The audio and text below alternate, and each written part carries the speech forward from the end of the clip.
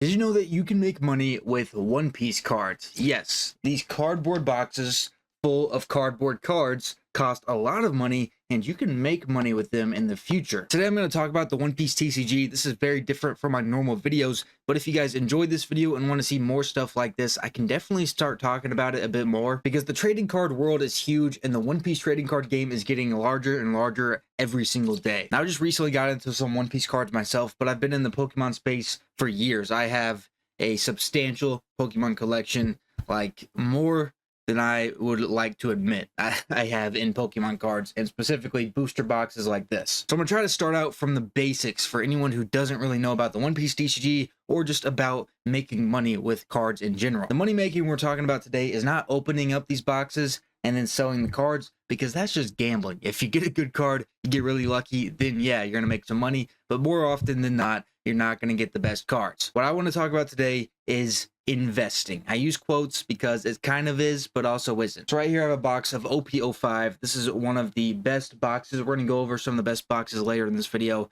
but this box is still sealed because that's where the value is, in the sealed boxes. You want to buy these boxes and then sell them for a profit in the future. Now, the big controversy within the trading card space recently, especially with Pokemon products, is scalping.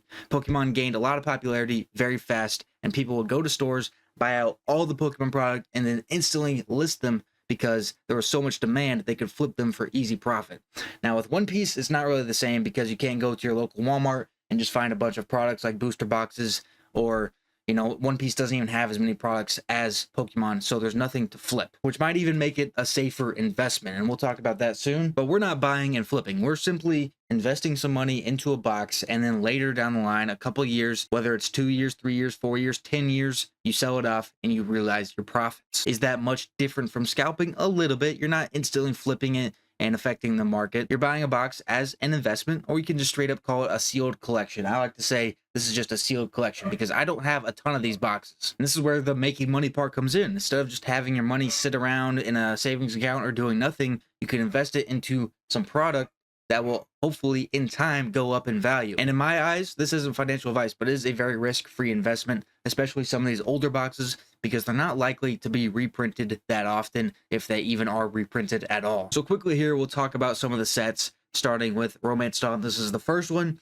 Then you go down here to Paramount War. You have Pillars of Strength, Kingdoms of Intrigue, Awakening of the New Era, with some cards there of Luffy, Wings of the Captain, 500 Years in the Future, 2 Legends, Emperors of the New World, Royal Blood, and the one coming out soon, Fist of Divine Speed, and then there's a couple other ones here that are coming out later this year. So we're currently right here on OP10. So there's only been 10 sets so far for the One Piece TCG, and the first one came out, when was this? Was this 2024 or maybe 2023? All right, it was late 2022, December 2nd, 2022. So it's been over, or not over, but close to 3 years. We're getting towards the 3-year mark, about 2.5 years since the One Piece TCG started. And as you can see here, some of these boxes can get pretty expensive over time. This one right now that I have right here, OP05, this is an older one. I don't know exactly when it came out, but it came out a bit later. It's right in the middle. There's 10 sets. This is 5.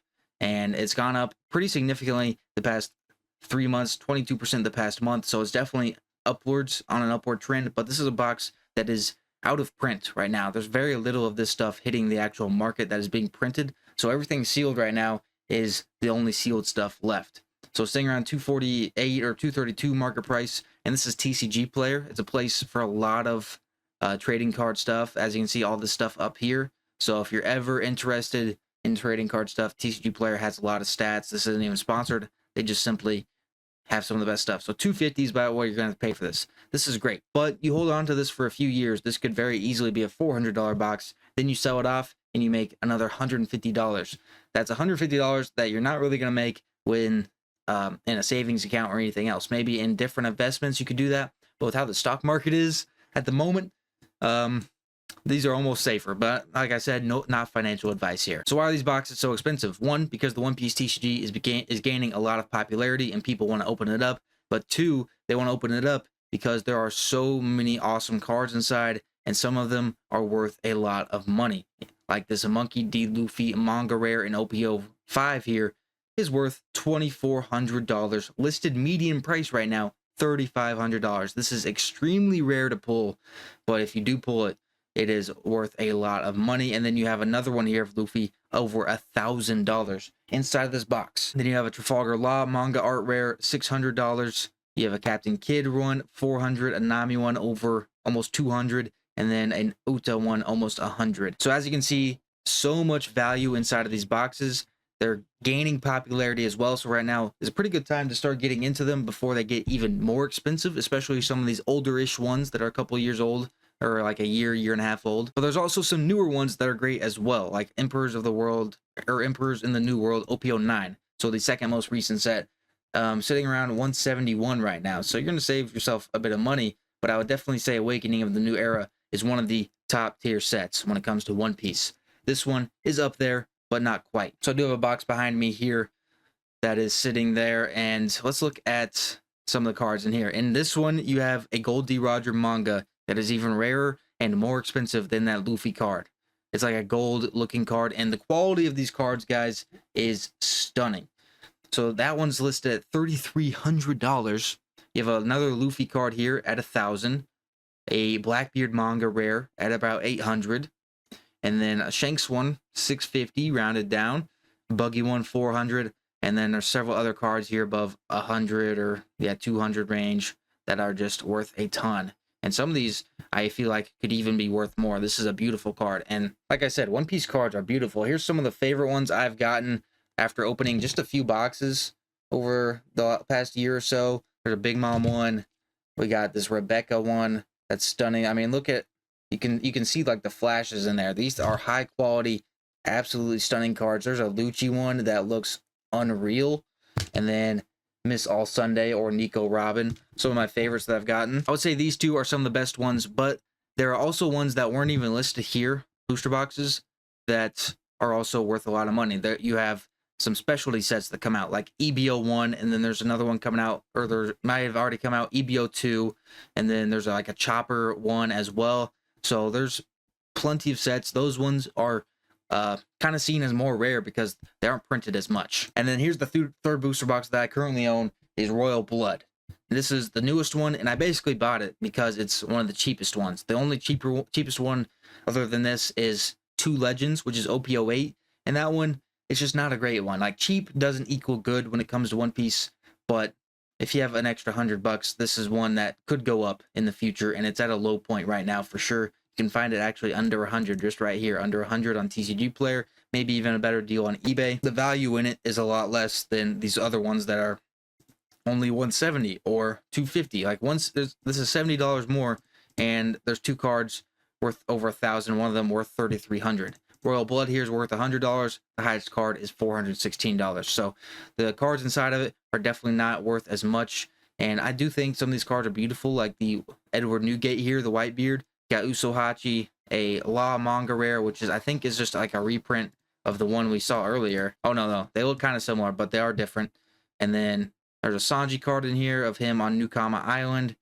Yeah, Divine Departure from Shanks. I mean, there's several good cards, but not as many manga rares or other sought-after ones like these other sets. So if you are interested in the One Piece TCG, these two are like my top ones, or something like these Memorial Collections, EBO 1, but these are pricier.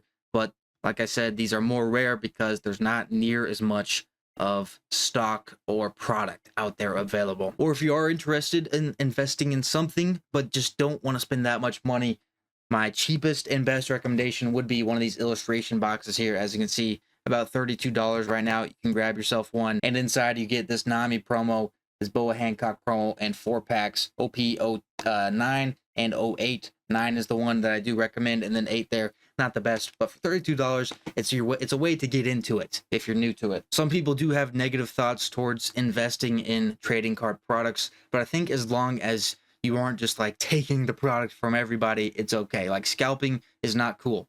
Doing this, grabbing a box here and there and keeping it sealed, I think is perfectly fine. If you're planning on selling it in a couple years, it shouldn't bother that many people, but sometimes it does. The One Piece TCG is still pretty new, but there's definitely a market for it and demand for some of these products, especially some of these English products. So I'm holding Pokemon here, but some of the English products of these boxes have some big demand. I wouldn't really recommend getting yourself the Japanese ones because those get printed way more. It's way more popular in Japan currently than it is in English. But I wanted to make this video just to put it out there that there is ways you can make money revolving One Piece and the One Piece TCG in general. And if you want to see some more in-depth talks like this, I could definitely post those on this channel. Like I said, I already have a channel talking about Pokemon. That will be linked in the description if you're interested. The main thing you got to remember is if you're buying them to invest, you can't open them up hoping to get that manga rare, because that's how you lose your money. You're investing these so you can hopefully sell them off in the future. Or if you just want to buy it and open it up, feel free to. I'm not trying to tell you how to spend your money, but overall it'll probably be cheaper just to buy your favorite cards than